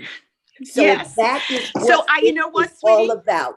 You're gonna come back, and I'm gonna make sure that Melissa is still here to set up the room so people could hear more. And are you coming back on Thursday and Friday, or just Thursday? Yes, I am. Yes, I am. So I really thank you, Miss Wilda, for allowing me to share. And I know, well, you know, because you know what I'm saying. I was captivated by you, and I was like, whoa, look at Miss Naima. So I want you to go into more depth, and we're going to talk tomorrow about branding and their business model. And you were actually talking a lot about that and showing it through your book today. Okay. And then on Friday, you're going to talk about your children's book. Okay. Right. Okay. So great. You are, oh my God, when is that book? Is it available right now? Yes, it is. Yes, and it is. And so how can they get that? They how can go to NaimaNorthstar.com. And everything that I do, I am a RTT, that's a rapid transformational therapist. And one of the things that I've learned is the conscious mind prohibits you to recode your mind, rewire. So in order for you to have massive change, is that you want to go into the subconscious. So I'm trained to put you into a relaxed state, to bypass the conscious mind, to go into the subconscious mind, to recode you, to rewire you, to do things effortlessly and organically. And it's magical. It's amazing. And so anyway, that's where you can get the book. Or either you can give me a call at 310-800-2662. So that's 310-800-2662 to inquire about any of my offerings. And I'm here to be of service. And she's her show every Monday, captivating. And you're captivating. We all know this. So thank you so much, Miss Naima. You're dear to my heart. Thank you. The kids love her. She's just she read to when we weren't even in COVID. And I said, Naima, can you do something for me? And she's like, what? I said, can you read through the laptop? I put her on a huge screen. The kids could walk up to her, and she was on this, and they stopped playing. She sat there like Mrs. Downfire and and read her book. And the kids were like, we've never seen anyone read to us on the big screen. So you were just magical then, and that was years ago, and you're still as beautiful and magical now. And thank you so much for being here. And My I want absolute to bring pleasure. up the next speaker is Miss Evie. And then I also wanted to acknowledge anyone else who would like, because I'm not sure, I see other people, but I'm sure you're all writers or you're in the process of writing something. So if you'd like to speak after Evie, we can do that, and then we'll take questions. So Miss Evie, you have the floor. Miss Evie, again, I met her years ago on one of our trainings, and we were all a part of the Journal Girls and another young lady, and we were working on how we could discover writing on Amazon. And at that time, 3 years ago, Amazon was having it one way, and now it's totally different. But that's okay. You just got to keep moving. And so without further ado, Miss Evie, we were also working on the wellness at that time. And I know now she's working on relationship coaching. But why don't you just tell them what you did and what you're doing and where you're going? Thank you so much, Evie. Okay, thank you so much, Wilda. Can you hear me? Yes. Okay, so thank you so much, and thank you for inviting me. I'm a bit different from everybody else.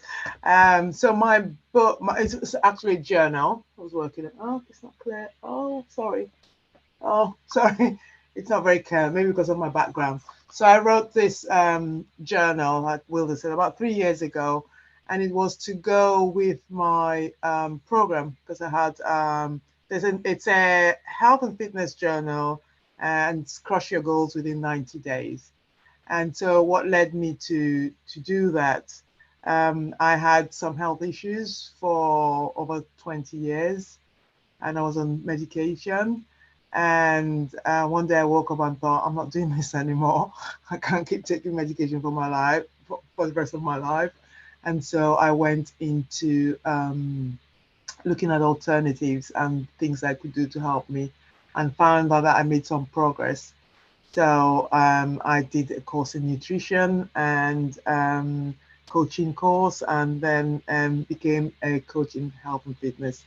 The thing about this book, it's a journal actually, it's a journal. So taking you through, I focus a lot on self-love, and also working holistically, so with the body, mind, and the spirit. So not just the body and the mind, to be able to when going through pain, looking at when going through pain, to be able to detach from your body and your mind, and work with your spirit self, your higher self, through meditation, through other tools like EFT, so the tapping, emotional freedom technique, I'm sure some of you have heard of. And so working on dealing with pain naturally. So at the moment, I am working on relationship coaching, and it's not couples coaching. I was kind of a bit torn between doing couples coaching and relationship and families, children and families, which is where I specialize in. And as a survivor of domestic violence, I like to work with women to help them find success. You might say, what is success? Success could mean different things to different people. So success could be being able to find your empowerment in yourself and gain confidence in doing whatever you want to do. Because going through domestic violence, it kind of like makes you lose confidence.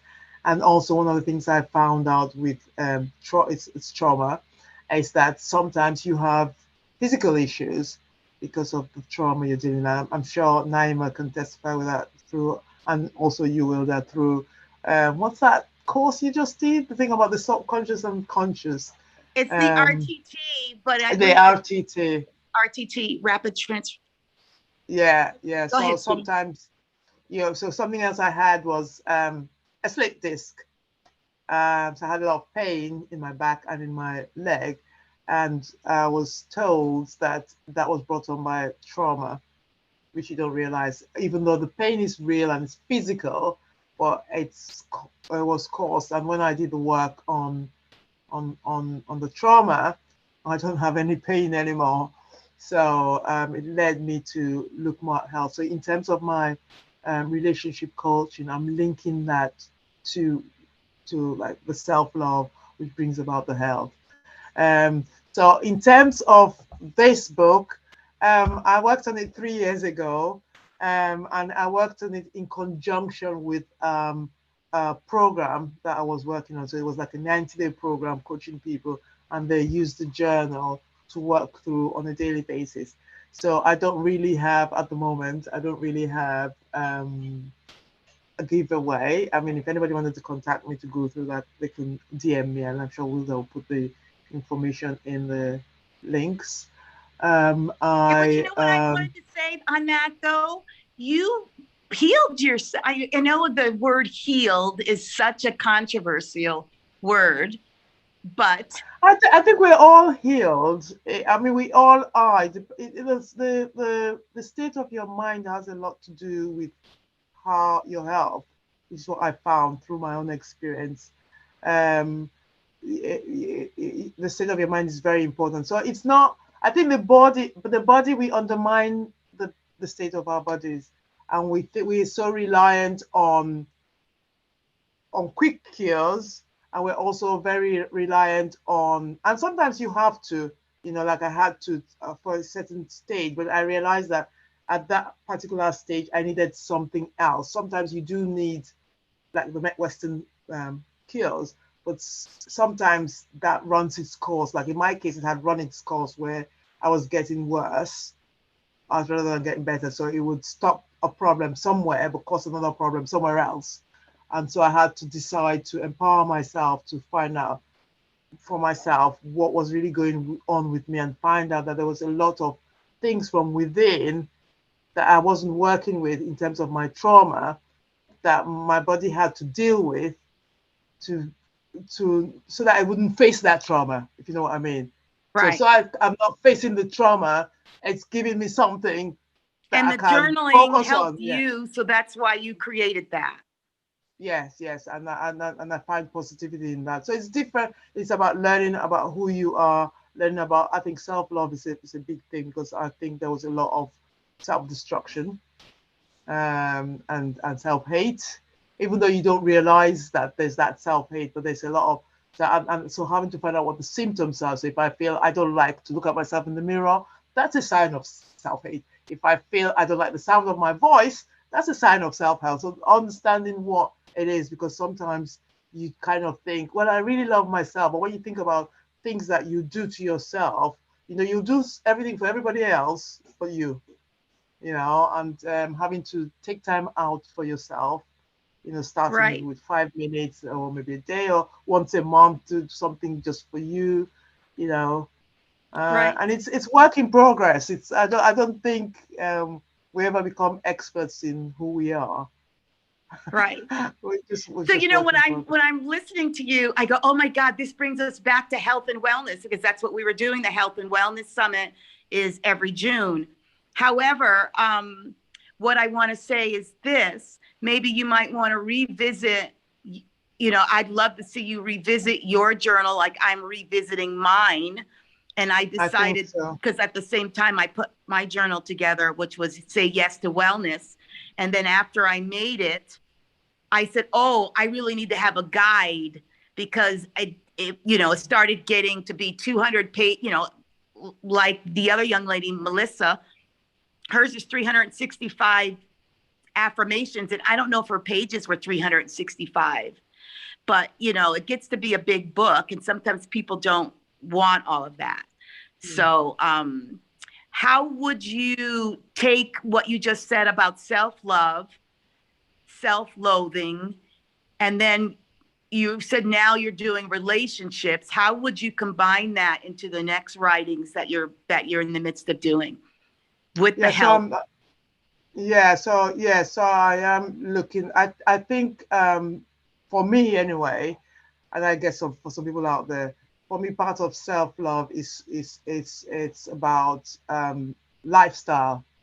So in terms of your physique, so your external, so your physical self, and your healthy mind, and also your spiritual self, and the fitness goes with that, because fitness is just, I mean, food is a major part of it, but it's not just that. It's also the state of your mind, and also, yes, so the state of your mind, so your mental health, avoiding stress, exercise. So it's not just food, it's everything together, and being able to combine that, knowing what your body type is, what works for you, because there's no, sometimes we think there's one size fits all, and sometimes it's experimental, where you find out, because you might have something and you find out that thing makes you bloated, and somebody else will have it and they lose weight on it. So we're all different, and it's not just because it works for Wilder doesn't mean it's going to work for me. So it's about learning who you are, and I think through self-love, it starts to come naturally, because I think somebody said it on one of these talks. You know, there's things, or maybe I heard it earlier today, I can't remember, but there are things that we know instinctively, but they're not out there because we've become lazy. So, and as we start to get more care for ourselves, the answers just start to come. And then you know, okay, if I have an apple, that's going to be bad for me because that doesn't agree with me, even though that agrees with Wilder. And you start to understand, because you become more body aware. So you're conscious aware, you're more body aware. So as you're developing this love for yourself, you're developing that relationship with your creator. It's funny how it works, but as you start to focus on yourself, not in a selfish way, you find out that you start to develop that one-to-one with your creator, and you start to get the answers. And it might be at the bus stop, and somebody sitting there reading a book might just say, "Oh, I just read this from my book," and you think, "Eureka! That's the answer. That's what I should be doing." You know, so you just know that it's the right thing. You just are more sensitive to who you are as you start to develop self-love. Great. You know. So you're going to be writing your second book about that. And then Yeah, so I am going to get with you so we can figure out how people can get your book, your journal, or what you're going to do to combine them, the both, like a self-love relationship thing. Yeah. And because then now we have about so 12 minutes, and I wanted to open it up for people who had questions. If people have questions for the audience, or is Melissa still here, and is she going to switch us into rooms? Because I'm not let me see if I still see her. I still see her, but I'm not sure if she's available.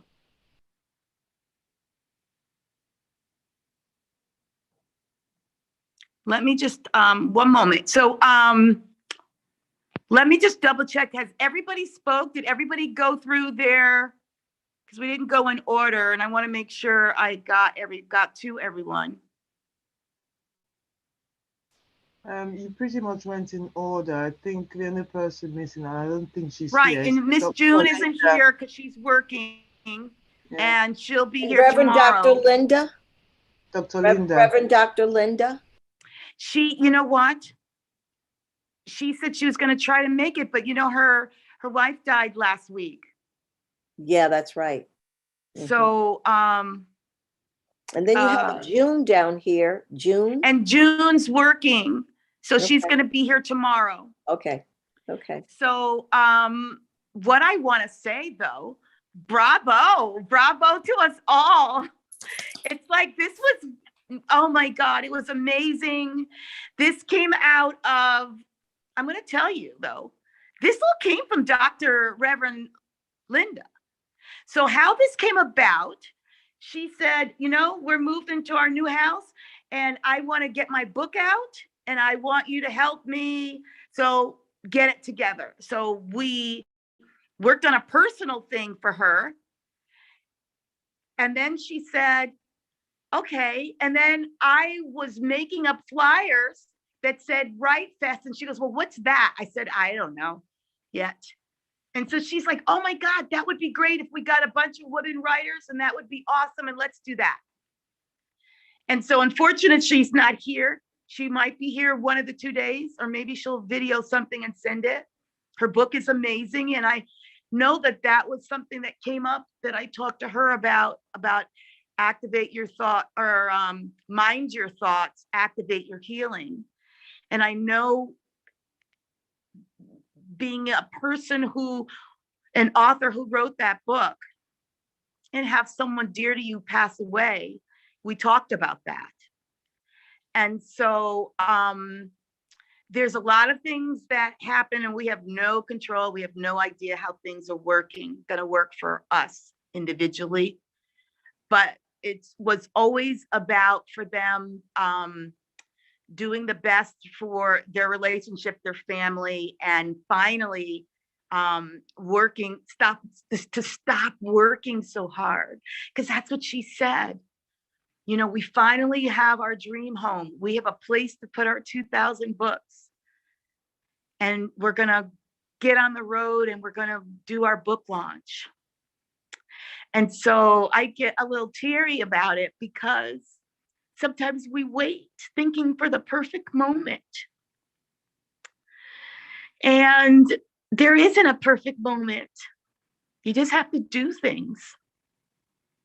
You just have to do it. And so this was one of those ideas. I said, oh, I'm going to do it. And everybody's like, how are you doing that? I even had somebody send me a text that said, why would you do all that? It looks like a lot of work.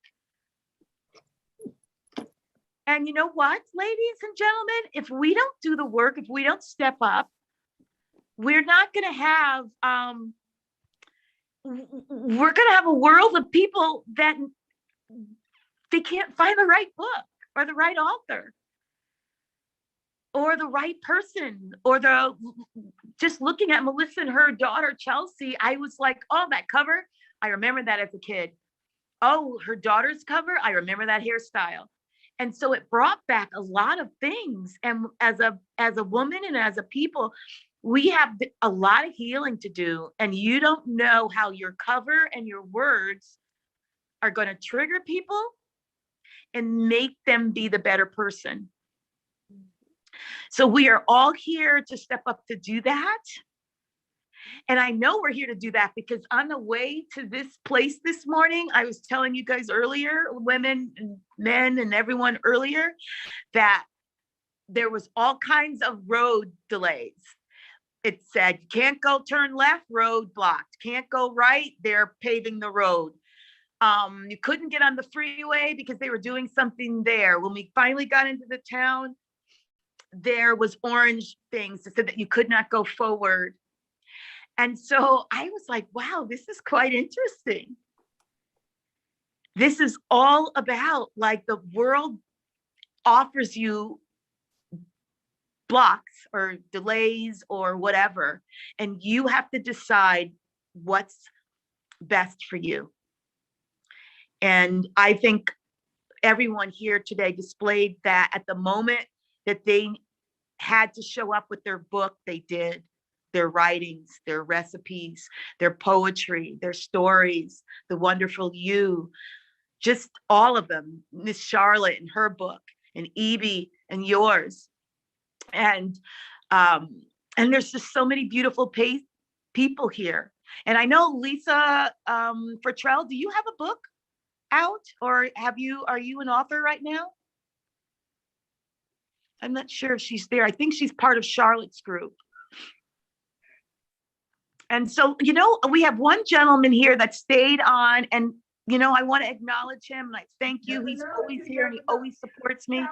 Stephen, would you like to just talk about 1 minute and then we're going to go ask questions on what you're writing?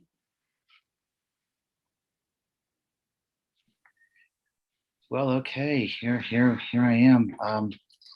Thank you so much. I was totally unprepared for this. I'm writing a movie, and Wilda knows quite a bit about it. Let's say I wrote the movie, but I seem to find I have been improving it as we go along, and making it so that it's possible to actually be put out there. It's tentatively titled The Healer, and it is about a fictional character based upon myself. So some of it happened and some didn't. So the premise is a hip and complicated sex writer seeks meaning amid rising notoriety and declining mental health. So that's what it's about. And really, I did it to deal with the loss of my girlfriend 17 years ago. She left us too soon at 33, multiple cancers her whole life. And that was what I did. But throughout the years, I've been working on it and toying with it. And some of my friends found out, like Wilda, and basically said, well, this needs to be out there. And I said, oh, I didn't actually expect to ever make it or anything. I just wrote it. So there we have it. And that's what I'm doing. Wilda and I manage to bump into people all of the time. It seems that when I go someplace and mention just small parts, people start coming out of the woodwork that want to help with it. So that's what we're working on. And well, thank you all so much. That's what I'm doing. I have written a book plus material for several others, but hasn't been published and is pretty far from edited. That's just the way that I am with that. But movie coming right along. It's a little bit Thank easier. you so much, Stephen. And so we are bringing together a hopefully I see, and not hopefully, I know it's going to be an empowered community of writers, and we're all going to reach so many people, and especially children too, and people of all colors, all ages, all coming together to share their books. So we have like another 5 or 10 minutes. Do we want to open it up for questions or Q&A? I see. Is anybody, you ladies and gentlemen can ask questions of each other? What? Just turn on your mics and ask somebody a question. It's a good time for a break. You think it's a good time for a break? Yeah. Well, okay, Mary Nance, I hear you. You could turn your camera off and go on break if you need to. Okay. And then I'm going to check with Miss Melissa to see if she's still going to put people in breakout rooms. Cynthia, you had your hand raised. People who are still here can ask each other questions about the process. I know we're going to do more of that tomorrow, but tomorrow is branding and working on, you're talking about the business aspect. So some of you have already done that and some of you haven't. And then on Thursday, it is going to be more about how the process of becoming self-published, indie published, and how you go about the process of editing. So that's basically. Is that Friday, Wilda? Was that Friday that you just listed, what we're doing? Friday's the editing and going over self-publishing and more indie. And then I'll have my slides, but I felt like that's today I just wanted to keep it more intimate and not have the slides and all of that and do the teachings. I wanted people to sort of hear your stories and your books and feel into you. And then tomorrow and Friday, well, tomorrow's Thursday and Friday, may have you still speak and do your turns, but talk more into how to do things, put some structure. And so I'm really filled. I'm really just like, I know my picture sort of stuck there, but I'm just like, you have no idea. This is really needed. Lastly, what I wanted to talk about is giving a girl a book. We are putting the final touches on what that means.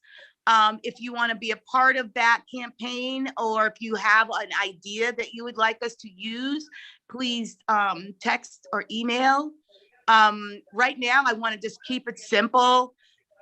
You can give a book to a girl in your community and just say that you're donating it in the word of what the BookFest. And if her parent or, if somebody in your family, that I'm sure it would be okay that you took a picture with you giving a book to a girl. And then I was going to make the Facebook page where we can do that and have that posted. I also, next week, I'm going to be in LA, and I'm going to get down to try to visit Right Girls.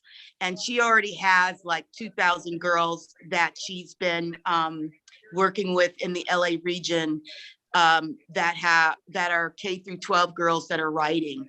So maybe we can just support a community that's already done. And then the following year, that maybe we can set up a whole nother community, but to just ease into it and just be able to donate books would be the best way. Any suggestions before we start questions? If you want to, you can just email me or text me.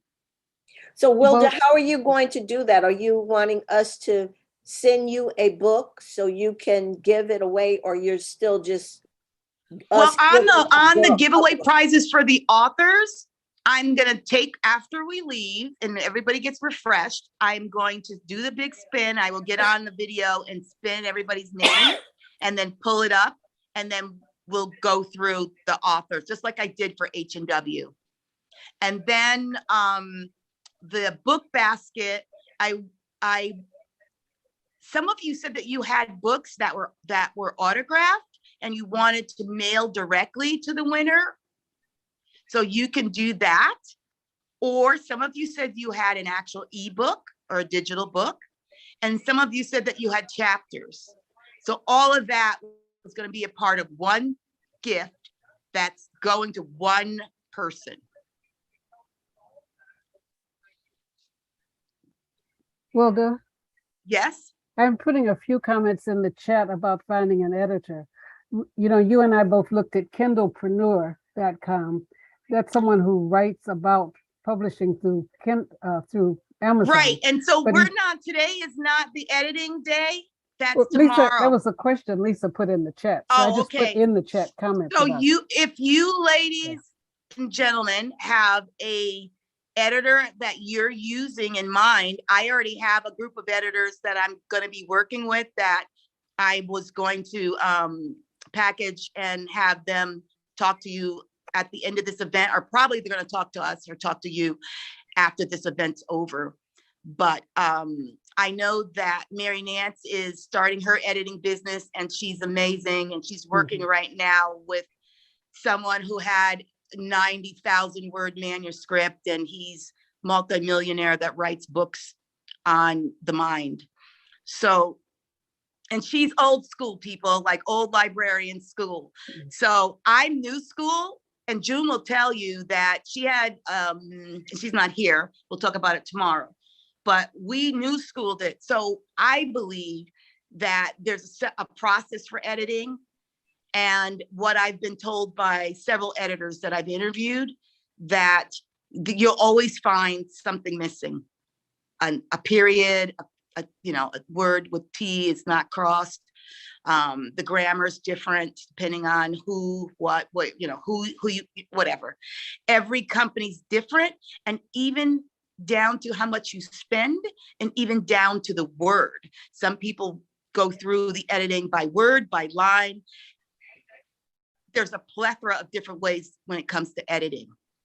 And so this is the issue, and I'm not going to talk about it because it's already 2:04 and this is tomorrow. There's a lot of roadblocks and everybody wants to be perfect. And I will tell you, if we're comparing ourselves to Tony Robbins, Dean, and all those other people that I know that are in my group, those are the people that my people follow, then you can hire those people that are going to pay, that you're going to pay $25,000, $40,000 to have them edit your book.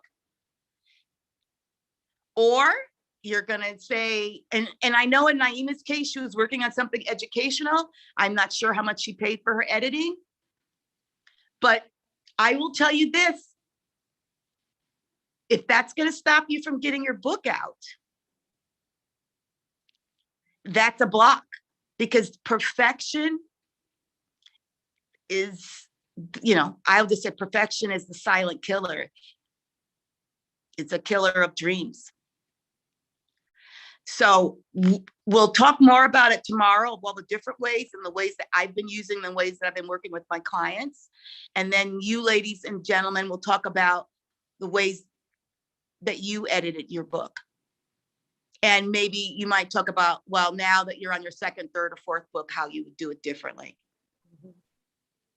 And Wilda, sometimes you want to ask yourself, what was some of their first work? If you went back, Tony Robbins, you're seeing 30, 40 years, but go back to when he first started.